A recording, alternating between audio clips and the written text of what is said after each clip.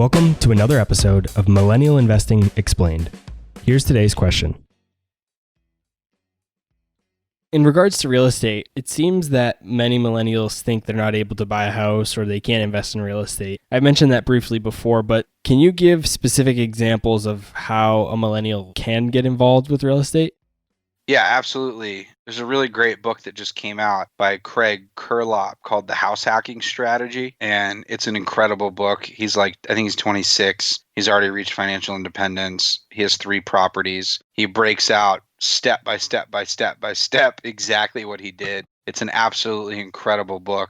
And there's so many different ways to do it. It's like I often recommend put 5% down instead of 20%.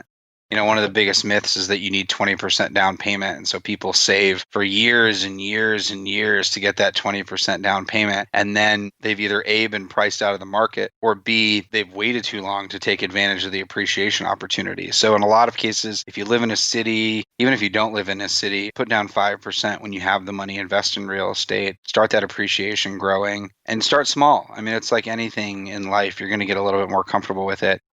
If you're going to buy an apartment, never buy a studio or a 1-bedroom. They just don't appreciate as fast. Buy a 2, 3, or 4-bedroom and then rent out the other rooms to cover the cost of your mortgage. That's something that most people can do. You don't have to do it forever, especially when you're young. Buy that 3-bedroom apartment, rent out the other 2 rooms to roommates for a couple of years. What you're going to do is you're going to be paying down your mortgage. You're going to have more money to invest because you're not paying it to your mortgage. So then you can save up enough to buy a second property and then do the same thing, rinse and repeat. Within 3 to 5 years, you've got 3 properties that are helping support your life. So I would definitely recommend checking out that book. It's really, really worth the read.